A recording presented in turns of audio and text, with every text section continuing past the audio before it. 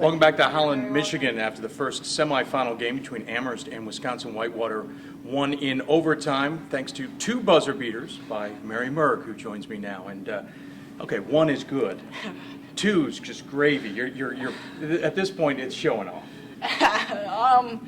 You know, I just knew that my team had confidence in me, and they've always had confidence in me when a buzzer goes down, if it's the end of the shot clock or end of a half. And I knew that, you know what, why not put it in my hands? I'm a junior, I'm an upperclassman, and everybody they have faith in me, and so I just took it and went with it. So I'm very fortunate, and I have to thank Alex Scarborough up in heaven for the little help. Of course, team was 0 for 6 from beyond the arc for 37 plus minutes.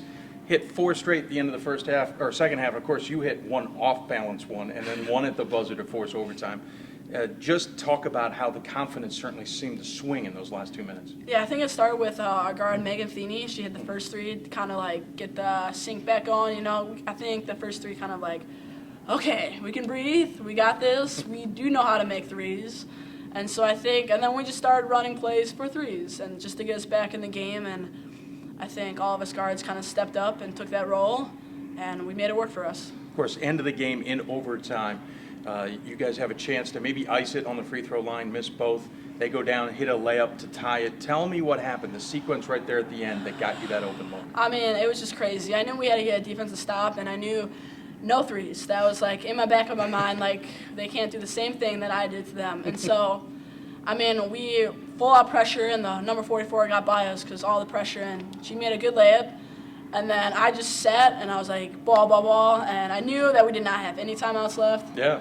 You know, I took it, and I just full-out sprint to the other side of the court, hoping I get the best opportunity possible, closest to the basket. A little surprised? It looked like the defenders stepped away from you a little bit. Yeah, I wasn't too sure. I never even saw her. Courtney kind of cleared the path for me. Our post kind of screened out one of the players that started to guard me, and so that gave me room just to full-on sprint. And they're on their heels on that last possession, so I mean, gave me the opportunity to get to the basket a little closer. Merg family seems to be a trend right now. Last year, your brother helped bring the Warhawks back twice to win a championship game. Are you taking a page out of his book a little bit here?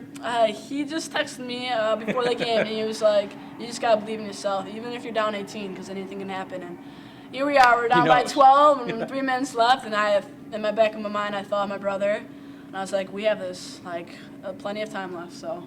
And final question, how do you now refocus for the next game? You just got to put it aside. We got to just focus the energy, put it aside, and we want it bad. So we just got to feel like it's not over. I mean, our season's not over, so we got to take it in and use this energy into a positive manner, focusing for DePaul or Williams, whoever wins the next game. Williams, which is about to get going Yes. itself. Mary Merg for Whitewater. They will play for their first national championship on the women's basketball side coming up on Saturday. We'll be back with more interviews from Holland, Michigan later on.